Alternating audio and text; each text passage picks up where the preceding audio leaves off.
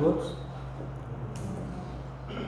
Não sei para vocês, mas a minha felicidade começa a ampliar agora, porque estar aqui de volta sempre me traz bastante alegria. Ver rostos amigos e poder conversar um pouco sobre a doutrina espírita. Em dezembro de 1944, no hemisfério norte, nevava à noite, pois era inverno, e passou-se em um determinado momento, no local sombrio, caminhões que chegaram à noite e despejaram no campo de concentração de Bergen-Belsen 54 crianças. À noite, na neve e no frio. A mais velha tinha 14 anos e havia entre eles muitos bebês ainda. No alojamento do campo de concentração dormia Luba Gergard. Ela acordou com barulho e chamou a sua colega de beliche, dizendo: "Você está ouvindo? É choro de criança." A colega disse: "Volte a dormir, Luba." Todos conheciam a história de Luba. Ela casou-se cedo, ainda adolescente, o marido marceneiro, e tiveram um filho, Isaac. Quando chega a guerra, todos são apreendidos, são presos, e ela tem o desprazer de ver seu filho sendo jogado dentro de um caminhão, junto com outras crianças e também com idosos. Para a visão absurda e equivocada da guerra nazista, eram inúteis, não podiam trabalhar, e o destino era certo: as câmaras de gás e os fornos crematórios. Logo depois, ela ainda vê um caminhão arrastando o corpo de seu marido já sem vida. Então, porque todos ou todas ali naquele alojamento conheciam bem a história de Luba, pensavam que ela estava sonhando, tendo um pesadelo qualquer. "Volte a dormir, Luba." Mas Luba percebeu que aqueles choros eram reais. Abre a porta do alojamento e vê as crianças jogadas ao frio e ao relento. Ela vai ao encontro deles, os abraça e os traz para dentro do alojamento. Quando chega ali, as demais mulheres protestaram: "O que vais fazer com essas crianças aqui? Deixa-as lá fora." E ela bradou com energia: "Vocês também perderam os filhos. Podiam esses ser filhos de vocês, como são de outras mães que não sabem o que está acontecendo e não sabem onde estão seus filhos. Nós vamos ficar." "Você está louca, Luba? Mal temos comida para nós. Como vamos alimentar essas crianças?" Luba mal pôde dormir aquela noite. Na manhã seguinte, ela vai ao encontro do comandante-geral, ali próximo ao acampamento onde estavam, e vai dizer o que aconteceu e dizer: "Olha, eu tomei essas crianças, estão lá dentro do alojamento." Ele impassivo, e ela na súplica lhe toca o braço, pedindo, por favor, que permita que ficasse com as crianças. Quando ele se dá conta que ela o tocou, porque era proibido aos judeus tocarem nos alemães, e especialmente aos comandantes da SS, ele lhe dá um soco, ela cai, bate com o rosto ainda na parede, o sangue escorre pelos lábios, mesmo assim ainda tem forças. E diz: você tem idade para ser avô, me deixe ficar com as crianças. Ele apenas diz: então fique com elas. Ela agradeceu, mas somente ficar com as crianças não era o suficiente. E a partir de então, todo dia, pela manhã, ela levantava, ia até o refeitório, a padaria, a despensa, suplicar um pouco de comida para aquelas crianças, ou roubar se fosse necessário. Os meninos e as meninas ficavam na janela e quando viam ela retornando com algum alimento, diziam: lá vem a tia Luba, ela vai nos alimentar, ela traz comida para nós. À noite, ela cantava para as crianças, tentando minimizar o sofrimento daquele ambiente absurdo da guerra. As crianças mal entendiam o que Luba falava, porque eram todas holandesas. Luba tinha nascido na Polônia e uma ou outra palavra conseguiam se comunicar, mas o amor era a linguagem universal que os unia.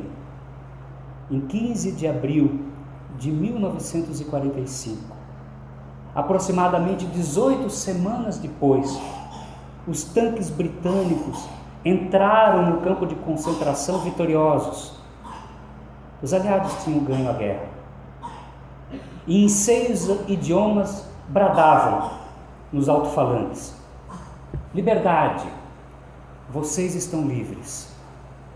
Luba conseguiu salvar 52 das 54 crianças que adotara como filhos do coração. Felicidade. Esse é o tema que gostaríamos de levantar e debater um pouco nesse pouco tempo, nesse pequeno horário que temos. E procurei fazer um levantamento aqui, as imagens de Luba com suas crianças.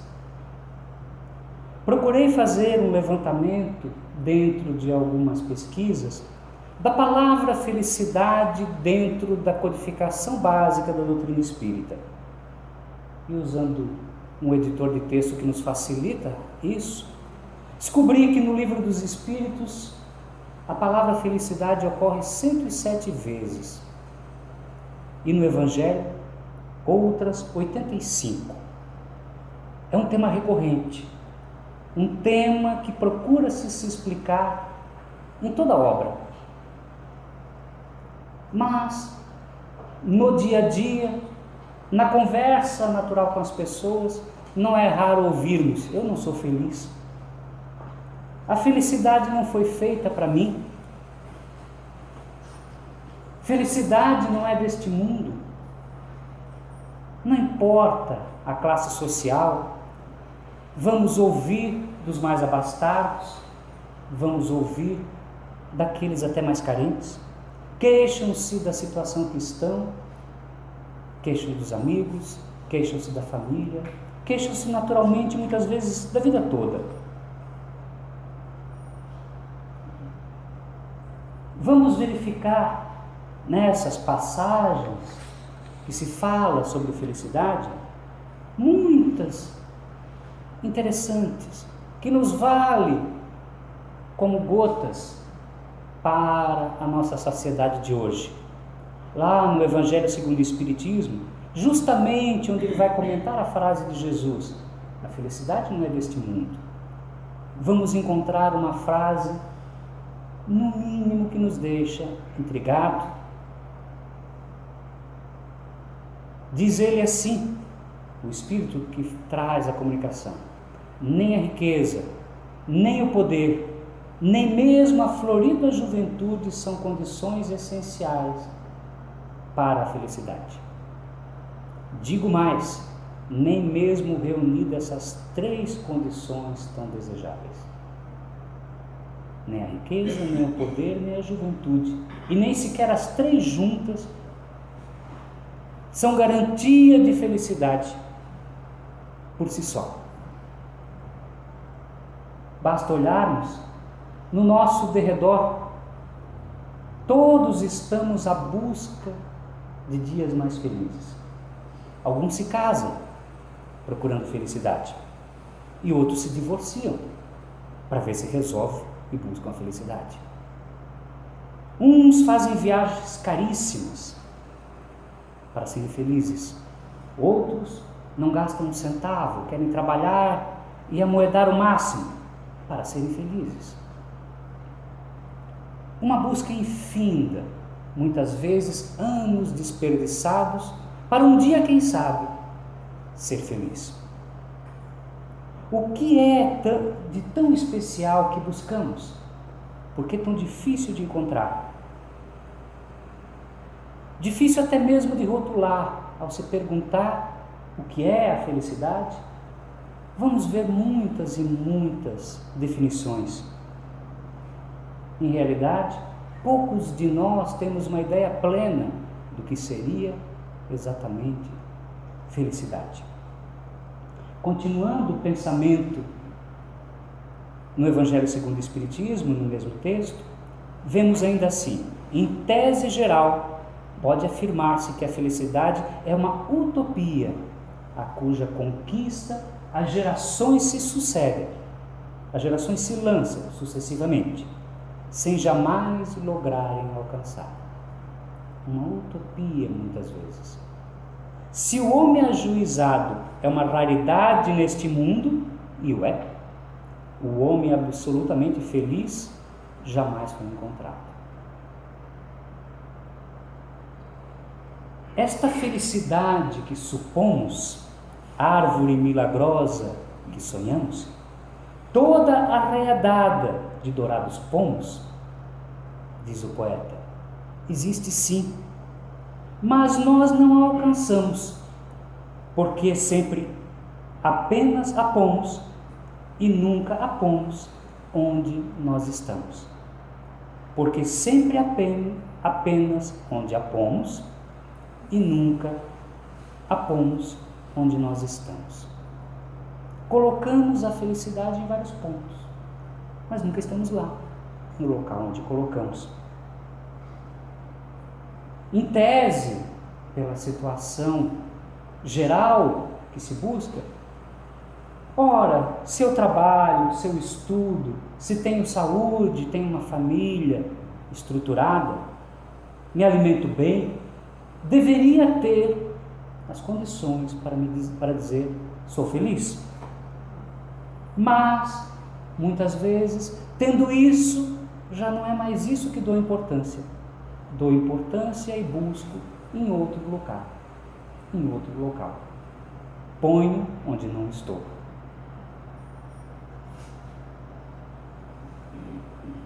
O grande palestrante Raul Teixeira tem uma palestra com um tema semelhante e ele conta de uma forma jocosa que nós, quando jovens, costumamos dizer assim: se olharmos no passado, aqui não faz muito tempo, né? A grande maioria foi jovem ontem, né?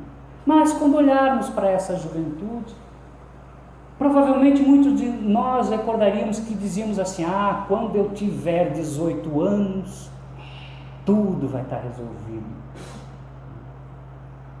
Eu vou poder sair de casa na hora que quiser, voltar na hora que quiser, vou ser responsável pela minha própria vida, ninguém manda mais em mim e eu vou ser feliz.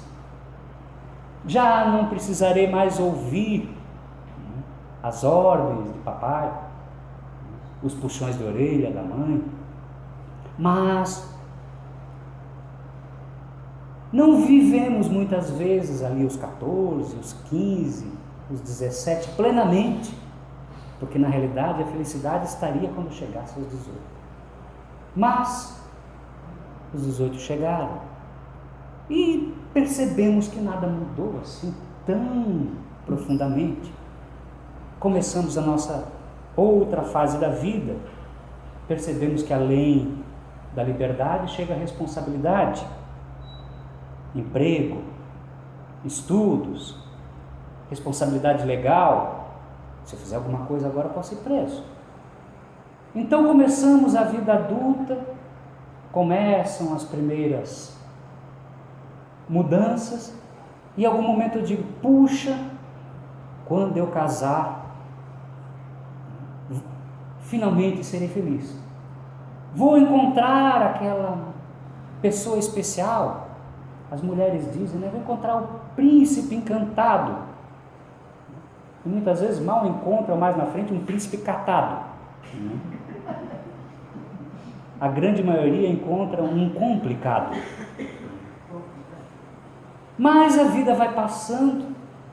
O casamento no início é maravilhoso, mas muitas vezes, e na grande maioria, não é o suficiente para que possamos dizer, agora eu sou feliz.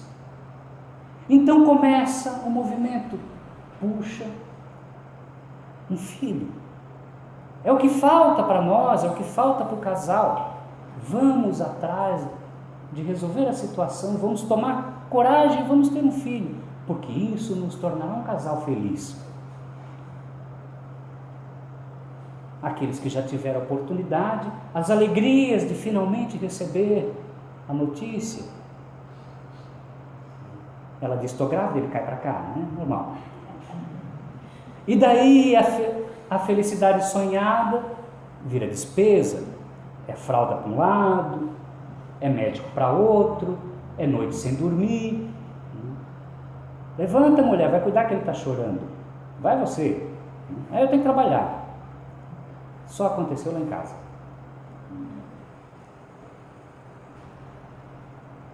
E daí vamos postergando. Vamos ser felizes o dia que ele se formar. Vamos ser felizes o dia que ele sair de casa e ter a própria vida e nós voltarmos a ter a nossa. Existe sim, mas nós não a alcançamos.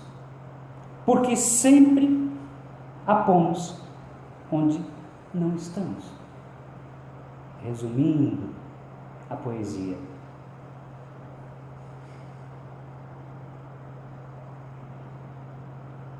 Em que consiste a felicidade dos bons espíritos? Dentre as tantas perguntas e vezes e respostas em que a palavra felicidade aparece dentro da codificação espírita, a pergunta 967 me parece importante.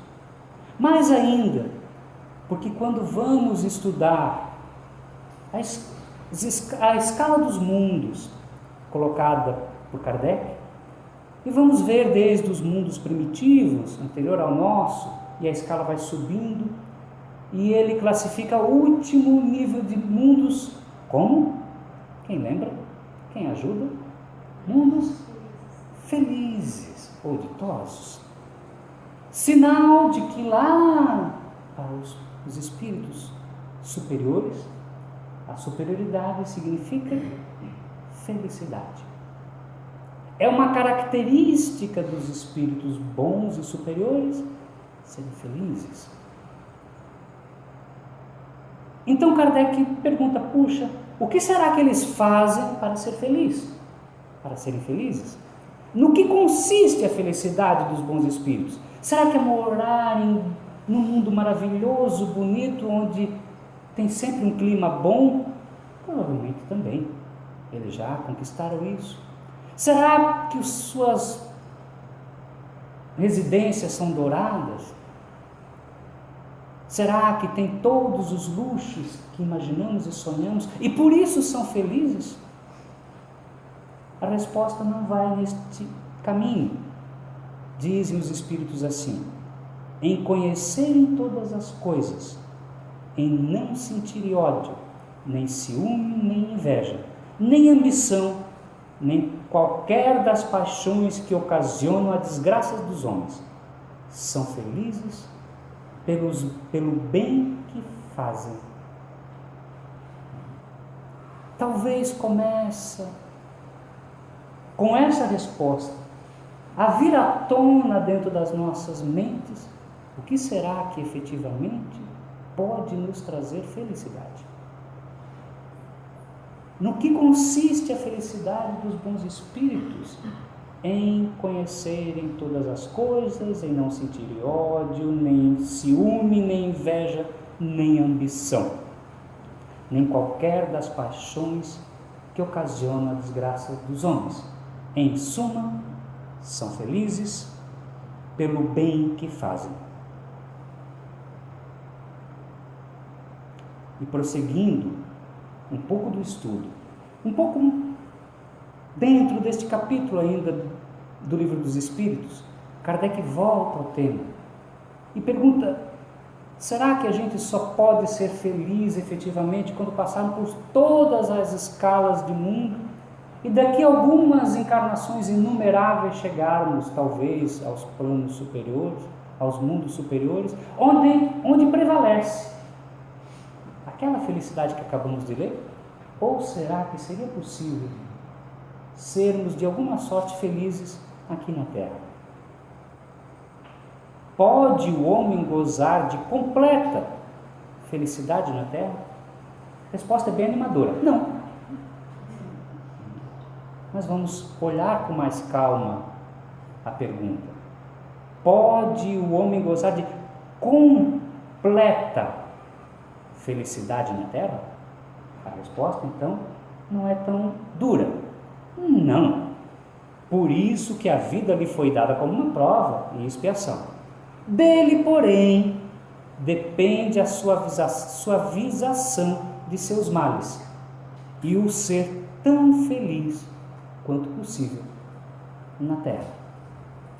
Será que já nos contentaríamos em sermos tão felizes quanto possível na Terra? Eu sim. Já estaria de bom tamanho ser feliz quanto possível na Terra, mesmo não sendo a completa felicidade. Ora,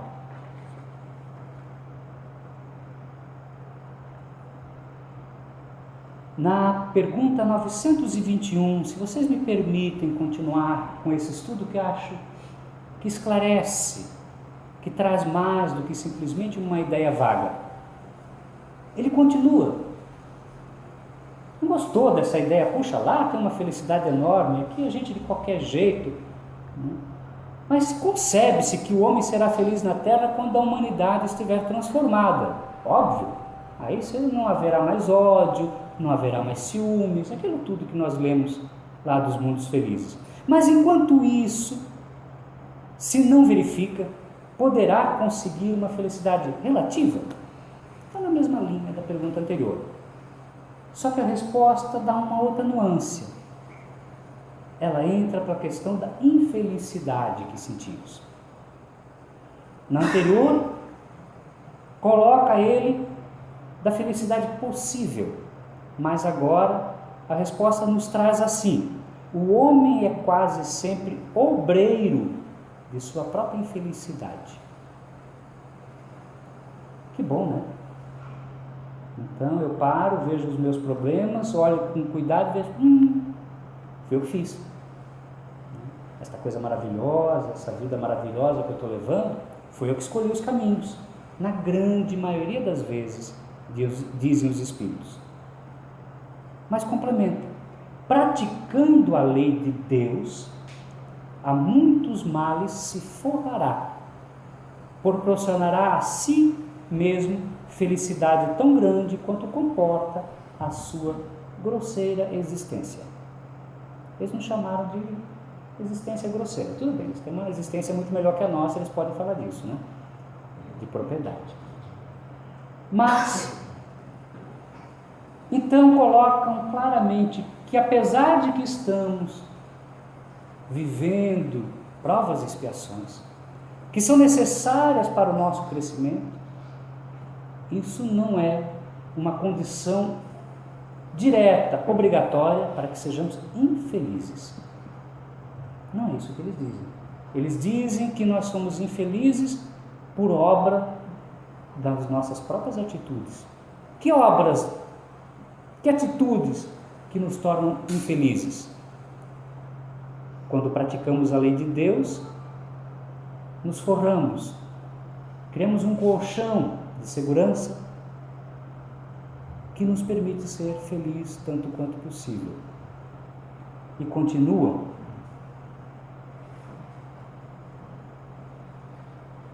E quando vimos essa questão então da lei de Deus, de que lei que ele está falando? Ora, se tem uma lei de Deus que, se seguirmos, estaremos mais garantidamente felizes, não causaríamos infortúnio. É interessante que a gente descubra que lei é essa. Deve estar em algum bom livro, para que eu possa ler, aprender e dizer: agora eu sigo a lei de Deus, portanto, tenho mais garantia da minha felicidade. Então Kardec vai nessa linha, vai perguntar: puxa, mas que lei é essa?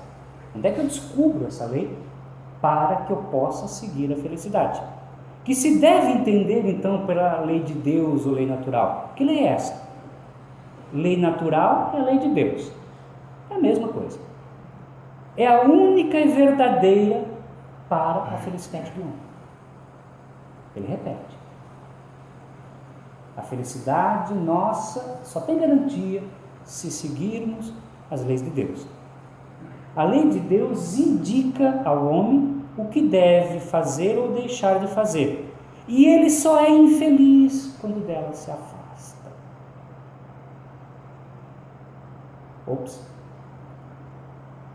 Ele só é infeliz quando dela se afasta. Não diz assim: e ele só terá problemas na vida quando dela se afasta. Ele só vai se tornar pobre quando dela se afasta. Ele só vai perder o iate. Não fala nada disso. Fala que ele só vai ser infeliz quando dela se afasta. Porque a felicidade não está, provavelmente, nessas e outras coisas que pomos, mas em seguir as leis de Deus. Então, deixando tão claro essa questão de que seguir as vontades e a lei de Deus é uma garantia para que não caiamos em infelicidade, vem a pergunta muito importante, muito esperta, diria assim, de Kardec, que sabemos que para seguir a lei de Deus temos que fazer o que é correto, fazer o bem, mas às vezes, eu ao menos, tenho lá minhas dificuldades de saber o que é certo e o que é errado, e vou tomando as atitudes muitas vezes sem pensar, e quando eu vejo, não era por aqui. Então a pergunta filosófica importante é: como é que eu posso com segurança distinguir o que é o certo e o que é errado, o que é o bem e o que é o mal? E volta na questão da lei de Deus, porque diz que o bem é tudo que é conforme à lei de Deus, o mal é tudo que lhe é contrário. Assim, fazer o bem é proceder de acordo com a lei de Deus, fazer o mal é infringi-la. Ótimo! Então agora eu já sei que se eu for fazer algo fora da lei de Deus, eu estou fazendo mal e isso me causa infelicidade. Mas ainda continuo com a grande dificuldade: e como é que eu sei se aquilo está dentro das leis de Deus? E daí tem aquela perguntinha curta, que a gente decora. Quem já veio numa casa espírita pela terceira vez já sabe, mas decorar não é tudo, né? Que ele diz assim, pura e simplesmente: olha, se a lei de Deus é a garantia da minha felicidade, onde é que ela está escrita? Eu preciso descobrir, me dá um livro.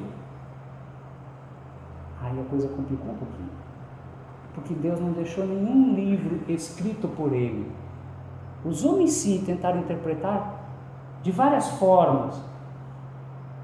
Os cristãos interpretam perante as Escrituras e o Evangelho aquilo que Jesus e todos os profetas vieram trazer.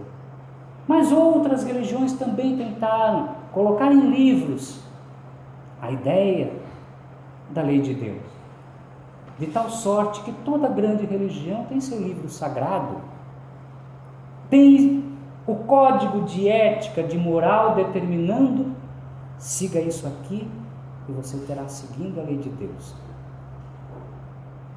Nós mesmos, dentro da doutrina espírita, não colocando na epígrafe, no título de sagrado, mas temos os nossos livros básicos, principalmente o Evangelho segundo o Espiritismo, tentando nos trazer um conceito de bem proceder ético e moral, mas mesmo nos trazendo todo esse cabedal. Deixa-se claro na obra básica que só há um lugar seguro para questionarmos se estamos seguindo a lei de Deus: a própria consciência. De tal sorte que eventualmente o que eu estou fazendo neste momento está totalmente de conforme com a lei de Deus.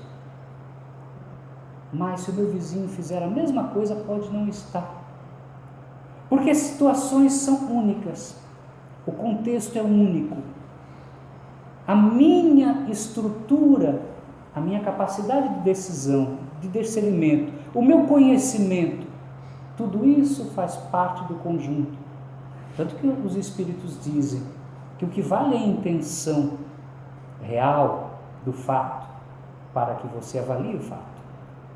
Tanto que Jesus diz que não podemos julgar quem quer que seja, porque não temos a condição de penetrar-lhe a consciência para saber se a atitude que ele está tomando foi efetivamente pensando no próximo ou se foi egoísta. Porque há dilemas existenciais onde algumas vezes é necessário optar, como se diz, pelo mal menor. E a codificação espírita tem vários exemplos nos relatando desses dilemas morais e existenciais. Por isso, o único local seguro para verificar se eu estou agindo no meu melhor é a própria consciência. Infelizmente, a grande maioria das vezes, nós não a consultamos. Pelo contrário, quantas vezes a consciência nos grita que não deveríamos mais fazer aquilo, porque já temos pleno conhecimento de que não nos cabe, que não nos acrescenta, que não nos traz muito mais do que algum prazer fugaz.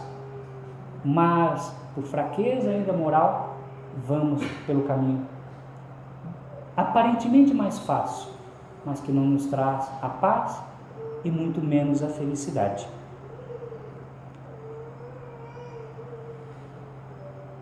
A felicidade terrestre é relativa à posição de cada um. Duas pessoas tendo exatamente a mesma situação, as mesmas condições, um pode alegar-se extremamente triste, infeliz, e o outro pode alegar-se feliz, porque ele é de cada um. O que basta para a felicidade de um constitui a desgraça de outro. Alguns milionários, se vivessem com o que a maioria de nós vive, talvez não suportaria a vida. Muitos de nós, se vivêssemos alguma condição de doença que outros tantos vivem, talvez lamentariam e murmuraríamos muito, porque a condição é de cada um. O que basta para um pode ser desgraça para o outro. Haverá, pergunta Kardec, contudo, alguma soma de felicidade comum a todos os homens, que todos podem alcançar, independente desta condição pessoal? E a resposta, que nos traz simplicidade mais profundidade. Com relação à vida material, é a posse do necessário. Com relação à vida moral, a consciência tranquila e a fé no futuro. Bastaria isso para efetivamente dizermos que temos o externo, no caso da vida material, e temos o interno, na questão da consciência, para efetivamente podermos dizer, somos felizes. O resto é luta, o resto é a batalha, é a necessidade do progresso. Mas o que ocorre muitas vezes conosco é a ânsia de alcançar o resultado sem passar pelo esforço devido. Bonita a frase de Shakespeare, não acha? Sofremos demasiado pelo pouco que nos falta. Infelizmente, alegramos-nos pouco pelo muito que temos.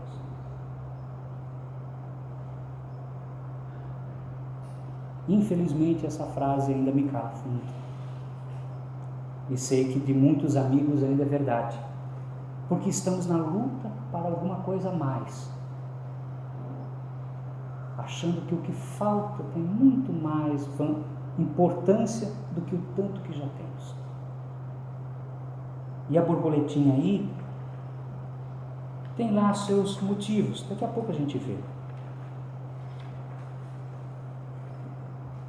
Quando falamos da lei de Deus que está na consciência, apesar de que ela está na consciência, Kardec vai fazer um questionamento. Mas será que podemos estudar melhor isso? Será que é possível questionarmos sobre esta lei de forma mais profunda? E os Espíritos, com outras palavras, vão dizer sim, é o que fizeram todas as religiões.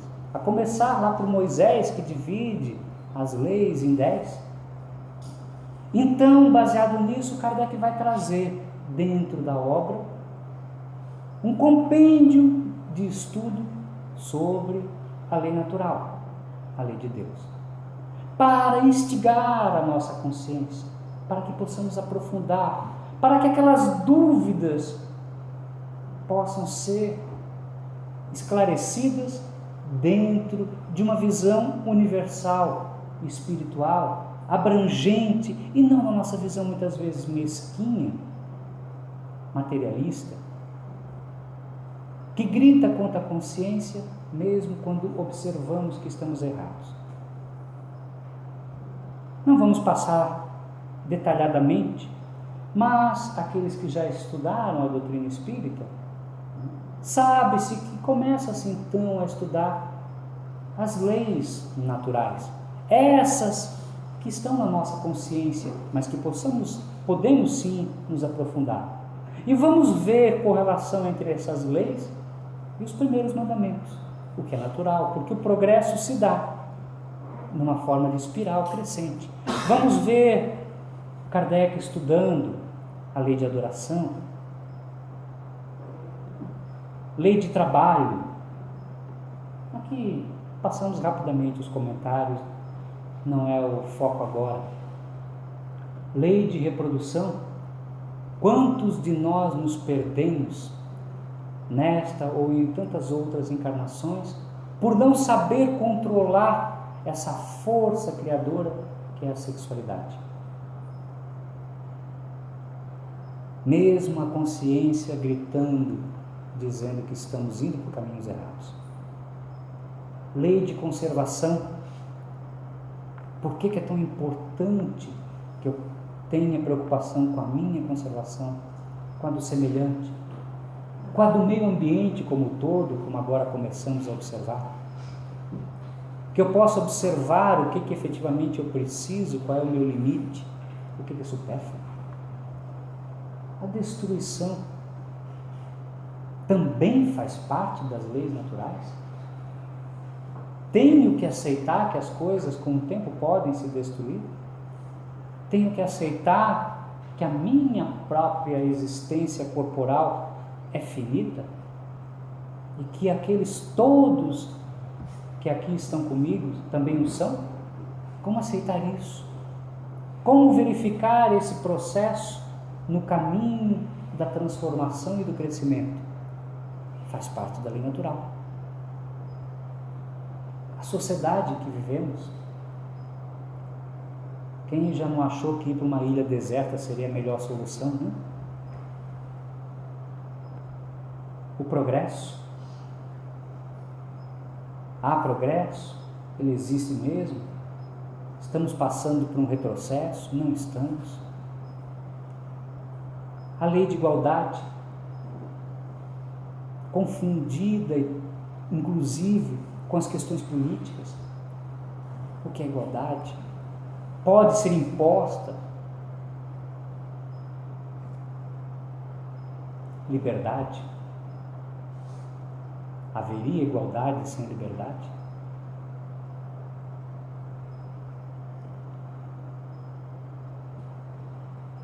Deus nos dá sempre o livre-arbítrio? Ou será que somos direcionados? São os estudos profundos a respeito da filosofia que a doutrina espírita nos traz, esclarecendo e ampliando nossa consciência a respeito dos temas da vida. Porque a consciência também se amplia. Porque enquanto eu estou na infância física ou na infância espiritual, eu tenho minha consciência de acordo com aquilo que eu conheço. Mas à medida que eu amplio os meus conhecimentos, também amplia a minha consciência. Também consigo ver mais abertamente a consequência dos meus atos. E, portanto, tenho mais responsabilidade. Por isso que aquilo que a minha consciência cobra, ainda pode não cobrar a ele ou a ele. E por isso que os atos que faço têm para mim, quando faço negativo, um peso maior do que pode ter a ele ou a outro, que ainda não tem o conhecimento que traz esta responsabilidade e esse ampliar de consciência. Muitos de nós já ouvimos pessoas que começam a estudar a doutrina espírita e dizem: aí, eu vou parar por aqui, porque estou começando a entender um monte de outras coisas e esse negócio vai me trazer muitas responsabilidades. Não é disso? Quando a gente vai para os grupos de estudo, lê do engano, tarde demais, porque já sabe, agora já aprendeu, agora a consciência já diz: ó, que você está fazendo errado. Então amplia a nossa responsabilidade e fechamos. Desculpem, as cores aqui estão bem melhores, tá? Fechamos as leis naturais com a lei de justiça, amor e caridade, que engloba todas as outras. Da mesma forma, quando vem Jesus e coloca amar a Deus sobre todas as coisas e ao próximo como a ti mesmo. Aqui estão resumidas toda a lei e os profetas. Então, se cumprirmos efetivamente justiça, amor e caridade, em essência, vamos estar de acordo com todas as outras, porque ela fecha, sintetiza todo o processo. Cultivar estados mentais positivos, como a generosidade e a compaixão, dificilmente conduz a decididamente conduz a uma melhor saúde mental e a felicidade. Tudo é lama que vem ao encontro de tudo quanto já falamos. E olha a borboletinha de novo. Vocês já ouviram falar no despertador, e da historinha que se conta do despertador? Historinhas são boas em palestras, porque se a gente não lembrar de nada, a gente lembra da historinha. Diz Dizem que na Índia, recente, os grandes mestres dizem que os nossos problemas são como despertadores, porque eles acordam as pessoas para a vida. Os problemas são como os despertadores que acordam as pessoas para a vida. E em português, isso fica mais fácil ainda de nós lembrarmos, porque se nós olharmos para a palavra despertador, ela pode ser lida assim.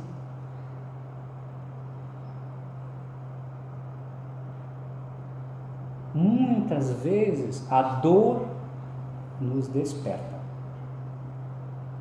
Porque se a lei de Deus está na consciência, e a consciência diz que estamos indo por um caminho errado, e mesmo assim não queremos nem saber, às vezes para que não soframos mais, para que não caiamos em valas ainda maiores, a divindade nos desperta, como despertador.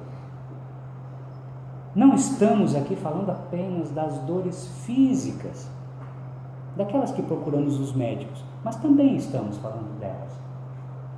Mas de todas as outras nossas chamadas dores, muitas vezes, e na grande maioria das vezes, estão ali apenas para nos despertar.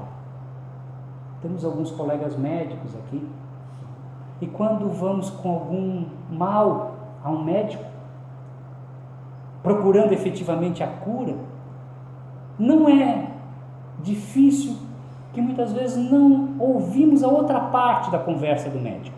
Estamos esperando a receita, o remedinho. Mas o médico diz assim: olha, você precisa mudar o seu estilo de vida. Isso que você está te tendo é por causa dessa atitude. Então a gente espera, sai com a receita, compra, passa o problema, e daqui a pouco a gente está fazendo tudo o que disseram que não era para fazer. E depois desperta de novo, o despertador toca mais uma vez, daí quem sabe a gente acorda. Porque nós não nos damos conta do que aquela despertador procurou nos trazer. O que deveríamos observar em nós para melhorarmos? O que efetivamente aquela dificuldade, aquela dor física ou moral, aquela dificuldade, seja ela qual for, está querendo nos dizer, está querendo nos despertar. Porque se confiamos num Deus bom, justo, nada nos acontece sem que não seja justo e bom para nós. E se algo está acontecendo no nosso caminho, ao contrário daquilo que gostaríamos, algo está errado, no presente ou no passado de nossa conduta, que precisamos melhorar e corrigir. É o despertador.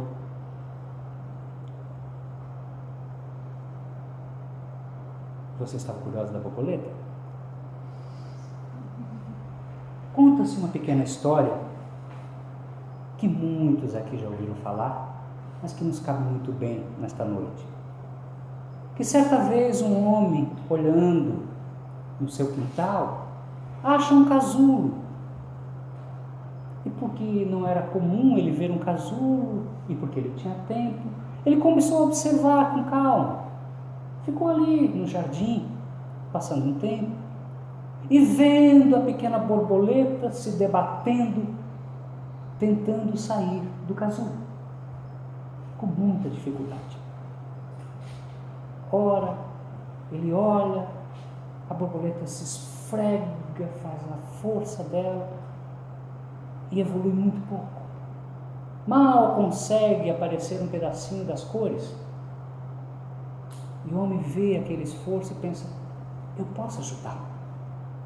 Vai até a cozinha, pega uma pequena tesoura e com muito cuidado, delicadamente, vai cortando o casulo bem devagar, tendo certeza absoluta que ele não vai machucar a borboleta.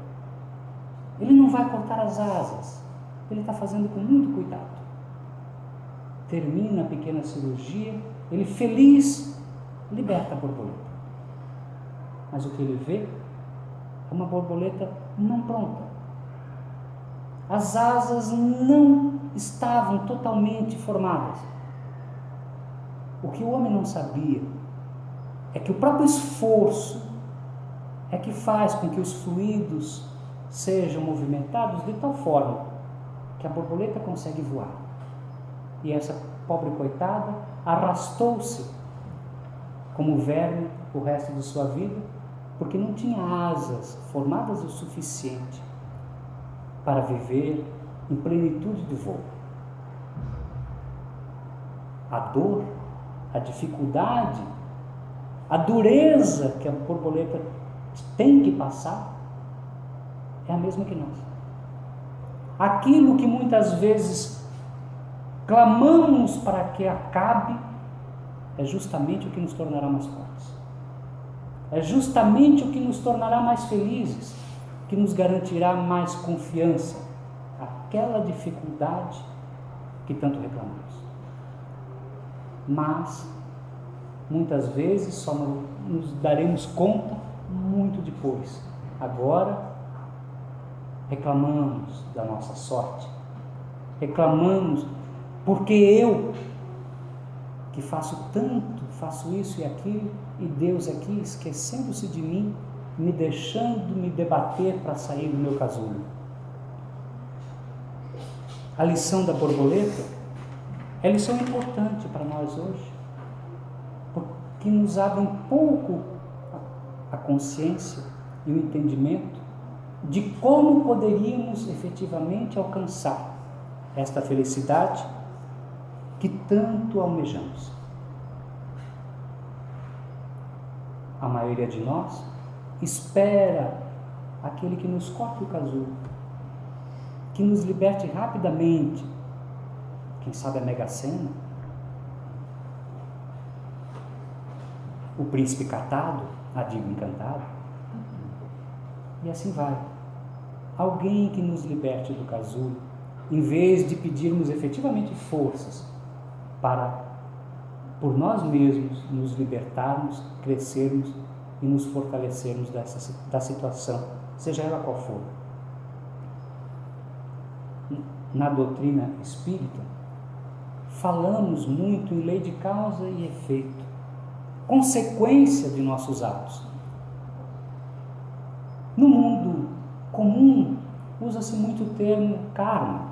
Não é uma terminologia espírita, mas por ser bastante utilizados pelos orientais e que tem o mesmo sentido reencarnatório, é natural que as pessoas se expressem usando karma, não teria nenhuma falha. Então, a lei do karma, ou lei de causa e efeito, nos explica uma série de questões do qual, quando vamos olhar para a nossa vida, avaliarmos sinceramente as nossas trajetórias, e quando vemos, puxa, não reconheço nada dentro do que faço, ou do que fiz, que me conduziu a isso.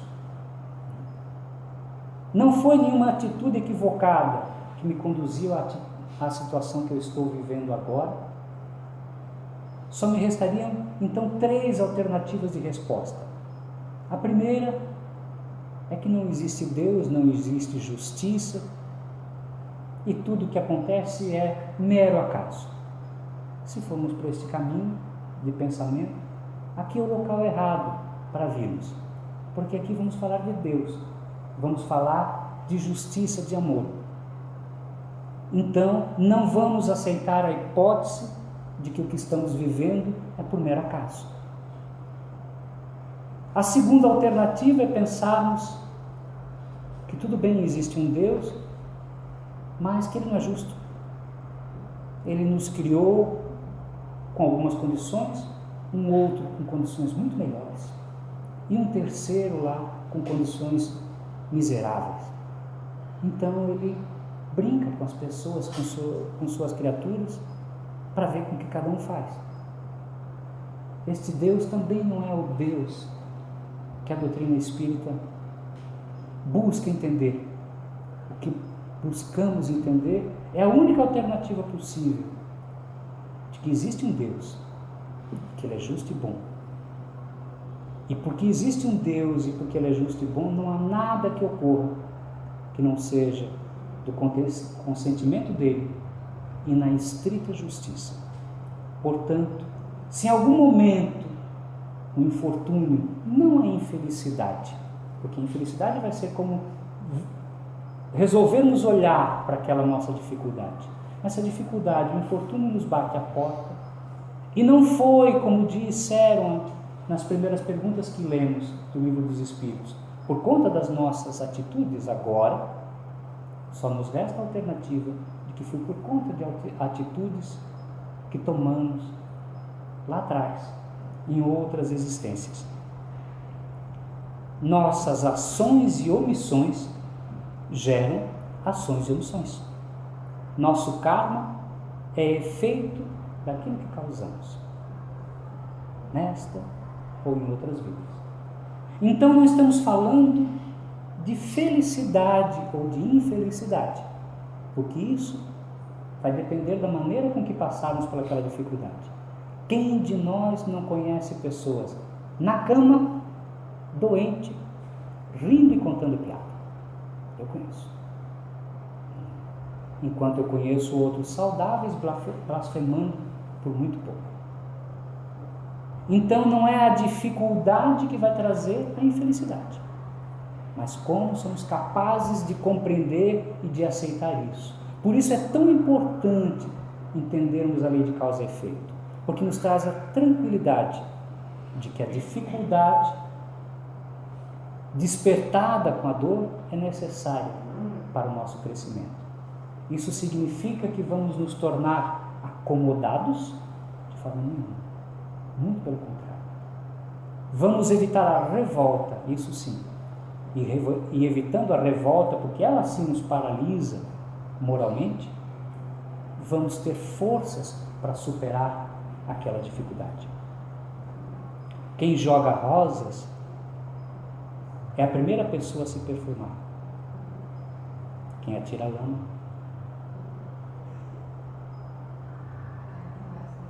é quem mais queima. É a lei de causa e efeito.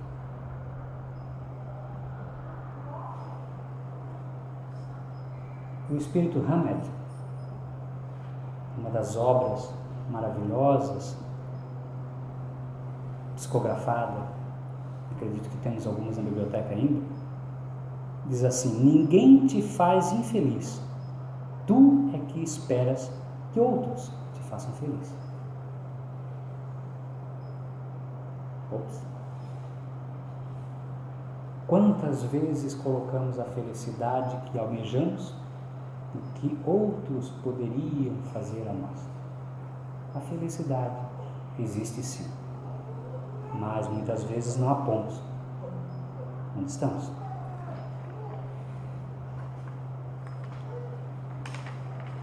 Dado o horário, vamos pular a anterior ali e lembrar que em abril de 1995, 50 anos depois da libertação, lá no campo de concentração, 30 homens e mulheres se reuniram na prefeitura de Amsterdã, na Holanda, para homenagear aquela mulher, Luba Gercak. Ela recebeu em nome da rainha Beatriz uma medalha de prata pelos serviços humanitários que prestou. As suas antes crianças, agora adultos bem-sucedidos, vinham lhe abraçar chorando. Uma em especial chega, lhe abraça e diz: depois que eu saí do campo de concentração, eu tive a felicidade de reencontrar minha mãe. Mas eu era pequena, não lembro de nada. Mas ela me disse que eu só estava ali por conta de um anjo. E hoje eu tenho a felicidade de reencontrar esse anjo. E ela me disse para eu nunca me esquecer disso. Ela recebe a medalha de prata e declara que a sua maior recompensa e a sua maior felicidade era estar com aqueles seus filhos que, com o apoio de Deus, ela conseguiu salvar da sombra da morte. A felicidade dos espíritos bons está em fazer o bem. Que possamos começar a caminhar. Boa noite.